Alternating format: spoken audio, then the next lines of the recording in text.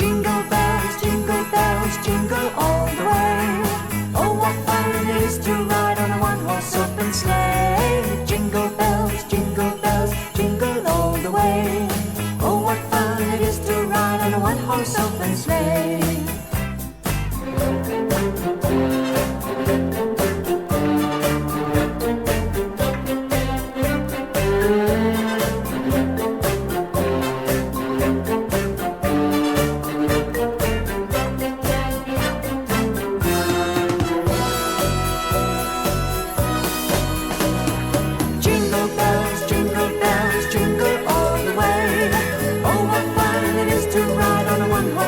Sleigh. Jingle bells, jingle all the way.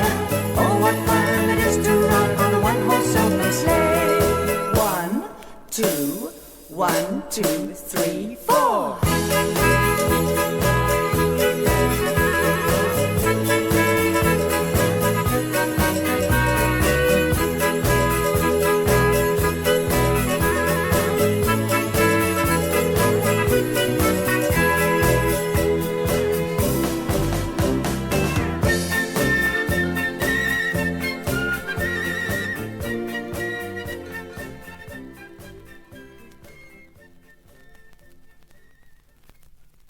Once upon a time, there lived a poor boy named Dick Whittington.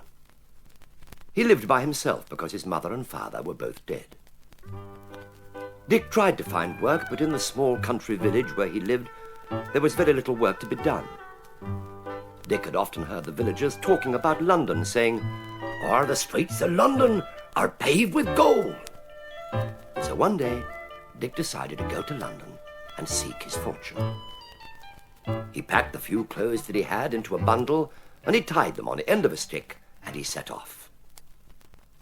After walking for miles, Dick became very tired. But just then, along came a cart, pulled by 2 large horses, driven by a kindly-faced man. "Where are you going?" said the man. "London, sir," replied Dick. "Then jump on board. I'll take you there." They drove into London, and Dick said goodbye to the kind man. Dick was surprised to see all the streets crowded with people, and although he looked for the streets paved with gold, he could not find them. When evening came, Dick was so tired that he went to sleep in a doorway. And the next day he tried to find a job, but there was no work to be found. So again that night he slept in the doorway of a house. This house belonged to Mr. Fitzwarren, a merchant, who sold goods to people in other countries. In the morning, Mr. Fitzwarren found Dick sleeping on his doorstep, and Dick told him his story. Mr. Fitzwarren told him that he could have a job, helping his cook in the kitchen. Well, the cook was very unkind to Dick, and often beat him. Luckily, Mr. Fitzwarren had a kind daughter called Alice, who told the cook to stop beating Dick, and this made life much easier for him. Dick slept in a cold attic at the top of the house, where rats and mice ran over his bed as he slept. Dick often thought how nice it would be to own a cat, which would be his friend and keep the rats and mice away. But he could not afford to buy one, as all he had was 1 penny. One day he met an old lady carrying a cat in her arms. "Please," he said, "please, will you sell me your cat?" And he told her why he needed it. The old lady felt so sorry for him that she sold Dick her cat for 1 penny.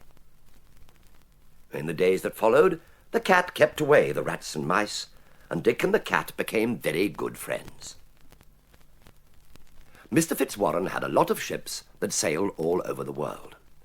And when a ship sailed, Mr. Fitzwarren let everyone in the house send something on the ship, so that it could be sold in a foreign country for a good price. This gave everyone the chance to make some money.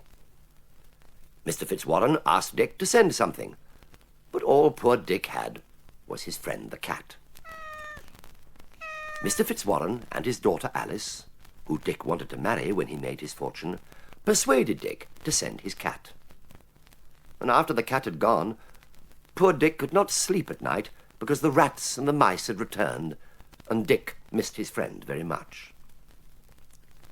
One morning, because Dick was so lonely, he decided to run away. But he'd not gone very far when he heard the bells of Bow Church ringing.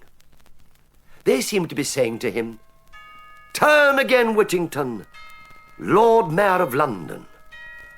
Turn again, Whittington, thrice Mayor of London." Dick stopped and said to himself, "If I'm to be Lord Mayor, I will have to return." And so he went back to Mr. Fitzwarren's house. Meanwhile, aboard a ship bound for a far-off country was Dick's cat, who was killing all the mice and rats on board. Many weeks passed, and the ship reached a distant land. The king of that land sent for the captain of the ship and told him that he would like to buy some goods. A large feast was arranged by the king in honor of the captain. A long table was laid with lots of exotic foods. But just before everyone was about to sit down to eat, an army of rats rushed in. The king's servants tried to fight the rats off with sticks, but could not, and the rats ate all the food. The king sadly told the captain, "Oh, it's always the same. We cannot get rid of the rats." "Then why don't you get a cat?" asked the captain. What? What is a cat?" said the king. The captain explained, and he said that he'd brought one with him on the ship to sell. The king said that he would pay many pieces of gold and jewels for such an animal. The captain returned to the ship to fetch Dick's cat. And when the captain got back to the palace, he found the king and queen were about to eat their supper. And just as they were beginning to eat, another army of rats jumped up onto the table. At this moment, Dick's cat leapt from the captain's arms, and he battled with the rats. And in just a few minutes, they were all dead. "We must have that cat," cried the queen, and the king agreed. The king gave the captain a casket full of gold and jewels in payment for the cat, and also bought all the other goods from the ship. When he returned to London, the captain passed on the good tidings to Mr. Fitzwarren, who sent for Dick. "This casket of gold and jewels belongs to you, lad," he said, to a very surprised Dick Whittington. Dick thanked him and said, "After I've been to buy some new clothes, may I then marry your daughter Alice?" Mr. Fitzwarren was delighted and wholeheartedly agreed that it was a splendid idea. Some years passed, and Dick Whittington became Lord Mayor of London. Not once, but 3 times. So the Bow Bells were right when they said, "Turn again, Whittington, Lord Mayor of London. Turn again, Whittington, thrice Mayor of London." As for Dick's cat, he lived on the fat of the land in that far-off country. And to his dying day, Dick Whittington never forgot his friend the cat that brought him wealth and happiness.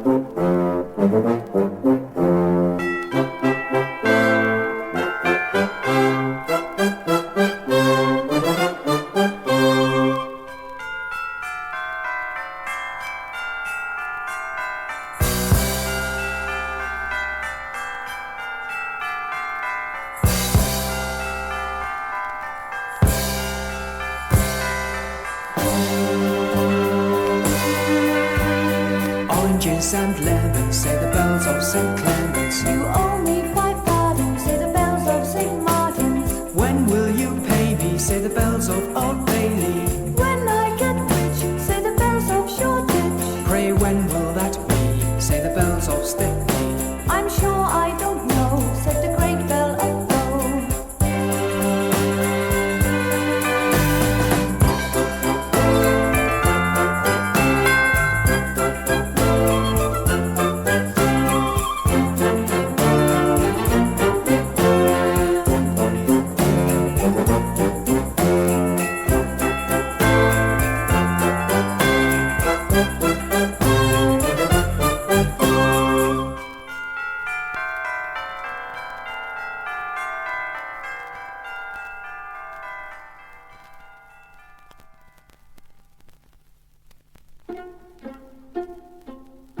Many years ago, a lonely but kindly old lady who lived in a tiny cottage by a mill stream went to see a witch. The old lady had all that she could ever wish for except for one thing, a little girl.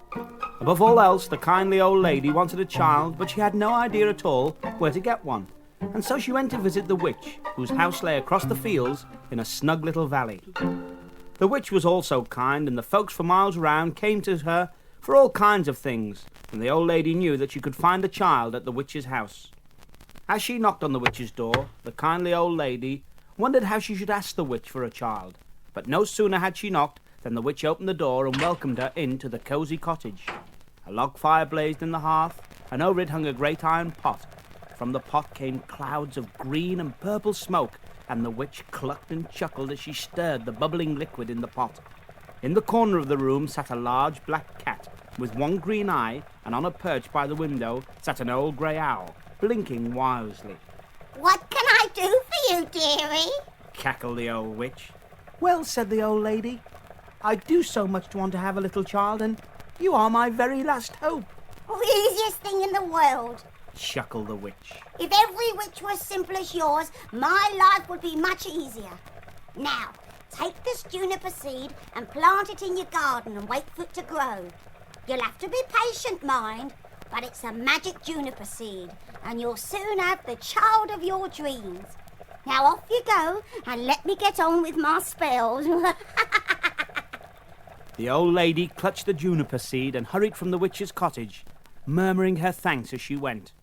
When she arrived at her own little house, the old lady set about planting the juniper seed in the fine, rich soil that lay in front of her cottage. The days became weeks, and the weeks became months, and one day a little green shoot peeped through the soil. Each day the old lady tended her garden, giving special attention to the little juniper seed, and when, on that fine summer's day, she saw the little green shoot sprouting from the ground, she clapped her hands in joy. Soon the little shoot became stronger and thicker until, at long last, it grew into a sturdy plant with spiky leaves and purple berries. Alas, however, there was no sign of a child on the juniper bush. Although the old lady waited patiently all through the summer, finally she hurried off to see the old witch again. Come in, Cried the witch as she heard the tap on her door. The old lady entered the witch's cottage and told her that no child had appeared.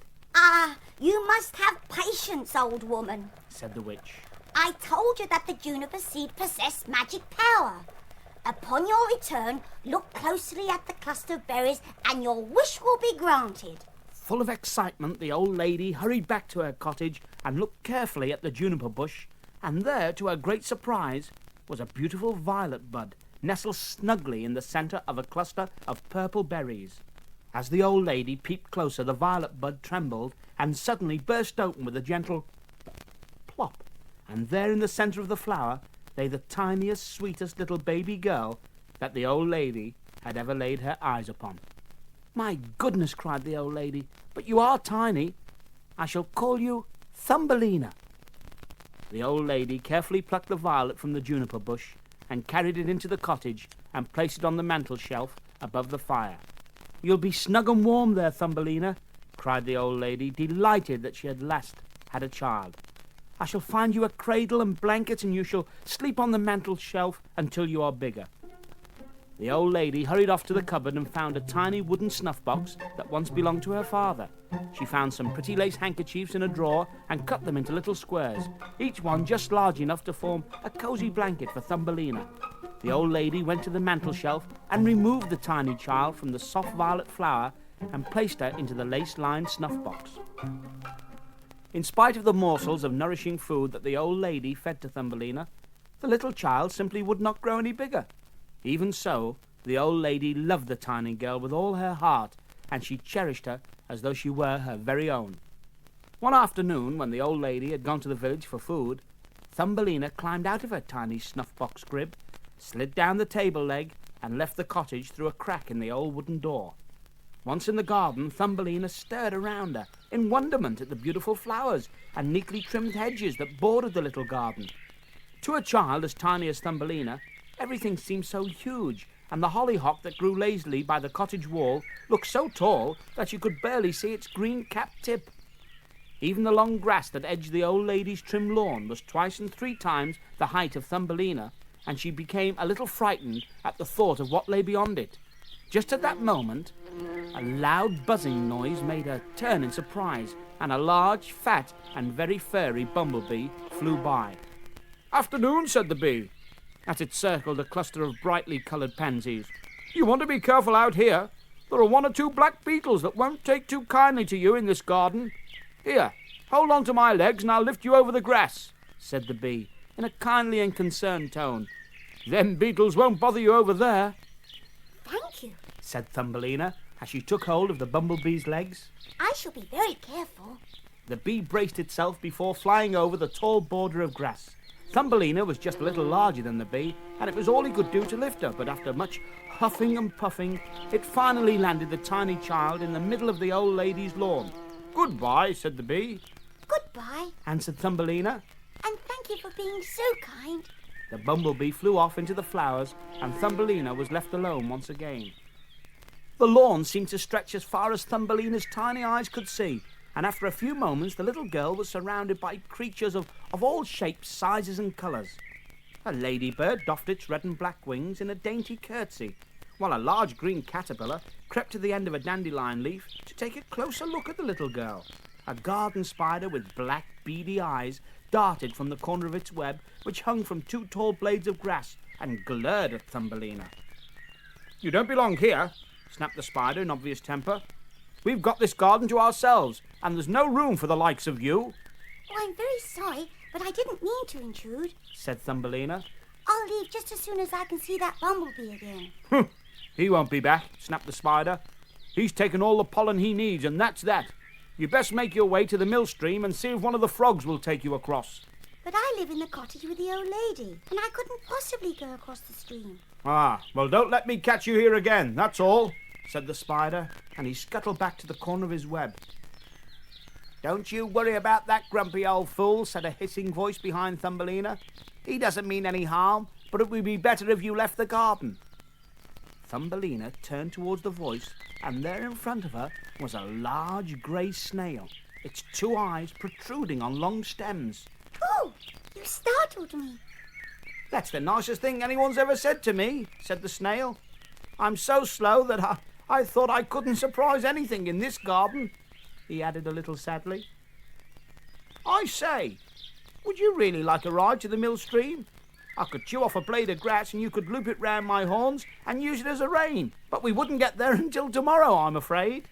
Oh, it really is very kind of you, but I live in the cottage with the old lady, and I must get back there soon. "What a pity the bumblebee left you in the middle of the lawn," said the snail, "because it would be as far for me to go that way as it would the mill stream." The snail drew in its eyes for a few moments and then popped them out again. "Goodness gracious me, it'll be dark soon, and you must not stay in the garden. It will be very dangerous here. I'll see if I can call help." With that, the snail began to sway its shell backwards and forwards against a large, long, slender stem of grass. What are you doing? "Signalling," said the snail. Oh, I see. But who will see the signal? "Now look," said the snail. "I can't signal and talk to you. It has to be one thing or the other, you know. All this extra work, it's puffing me out." Thumbelina was just about to say sorry to the snail for causing it so much trouble when a large green frog leapt from the side of the lawn and landed in front of her. "Saw your signal," croaked the frog, looking down at the snail. "What have we here, then?" it croaked again, turning towards Thumbelina. "Here, you're not one of those fairy folk, are you?" "No, can't be. You haven't got any wings." "Oh, well, I suppose you want to lift across the mill stream, like the rest of them," complained the frog in his croaking voice. But I keep telling everyone here that I don't live across the stream. I live with the old lady in the cottage. "That's what they all say," croaked the frog. "But I know different, see? It's back across the stream for you, my girl." At that moment, two more frogs arrived, and between them they gently nudged the tiny figure of Thumbelina closer to the other frog. "It's no use arguing, missy. It's home you go across the stream," croaked the first frog. "Up you get, then. Put your arms round my neck and hold tightly." With Thumbelina on its back, the first frog hopped across the lawn and into the thick rushes that grew at the side of the mill stream. The stream was quite wide, and it looked very deep, But the other two frogs, who had been following their companion, hopped up to its side and spoke to Thumbelina. "Pull up your feet, dearie," they croaked together, "or you'll get your pretty shoes wet. Off you go, then." The frog, carrying Thumbelina, slithered into the water and swam to the other side. By this time the sun had gone down, and as darkness fell, Thumbelina began to feel very frightened. The garden that surrounded the cottage where she lived with the old lady seemed very far away. Please, please take me home. "But you are home, missy. Folk like you don't belong in cottages. You belong in the dell," croaked the frog. Oh, but I'm so frightened. And what's to become of the kindly old lady? "Listen, missy. We who live on this side of the mill stream know all about you, and we've just been waiting for the day when you are old enough to make the journey to your real home. The old lady won't even miss you, 'cause the witch who lives in the valley will see to that. Now, missy, I've done my little bit, see, and the rest is up to those fireflies up there," croaked the frog. Suddenly the frog vanished into the rushes, but as Thumbelina looked up at the dark night sky, she saw 4 little glowing lights. The lights came closer and closer until they were in a few inches of her. Thumbelina blinked her eyes and saw that the lights came from 4 tiny winged creatures that held a foxglove blossom between them. Thumbelina, Thumbelina, we have come to take you home. The 4 tiny flies lowered the foxglove blossom until Thumbelina was able to see inside the petals. Right in the centre of the flower was a tiny gossamer cushion, just big enough for Thumbelina to sit on. Gently the fireflies tilted the foxglove on its side and told Thumbelina to climb in. Thumbelina stepped onto the soft pink petal and settled herself on the gossamer cushion. As she did so, the 4 tiny fireflies glowed even brighter, and their wings buzzed as they lifted the child into the air. Up into the sky they went, soaring across the old mill buildings and over the woods. Friendly stars winked down at Thumbelina, and the moon smiled as the fireflies and their foxglove carriage glided across its face. Thumbelina held the petals of the foxglove tightly lest she fall, and all around her flew the creatures of the night as the fireflies sped on across the sky. Suddenly the foxglove began to sway, and Thumbelina quickly realized that the fireflies were slowing down. They were landing. Thumbelina, Thumbelina, we have reached the dell. The 4 tiny flies hovered above a tiny glade, speckled with flowers and covered in a carpet of soft green moss. Gently the foxglove tipped on its side, and Thumbelina tumbled out onto the moss. Sorry, sorry, called the fireflies as they sped off once again on into the night. Thumbelina lay on the carpet of moss for a few seconds, bewildered and still a little frightened. "Thumbelina," she heard a voice call, "look behind you." Thumbelina turned, and there, sitting on top of a fat toadstool, was a tiny man, no bigger than Thumbelina herself. "Hello, Thumbelina," said the little man. "We've been waiting for you." Who are you? "I am to be your husband, and my name is Pennywhistle. Would you like to hear my music?" asked the tiny man. With that, Pennywhistle drew a little silver pipe from his belt and began to play the most enchanting music that Thumbelina had ever heard. Within minutes she had fallen in love with the tiny man and his music. Soon Thumbelina and Pennywhistle were married in the dell, and they lived in a tiny house nestled between the roots of a great oak tree. The kindly old lady who lived in the cottage did miss Thumbelina for a little while, but the witch cast a friendly spell one day, and the old lady forgot all about the tiny child she had found in the juniper bush. Lavenders blue, diddle diddle, lavenders green. When I am king, diddle diddle, you shall be queen. Call up your men, diddle diddle, set them to work. Some to the plough, diddle diddle, some to the cart. Some to make hay, diddle diddle, some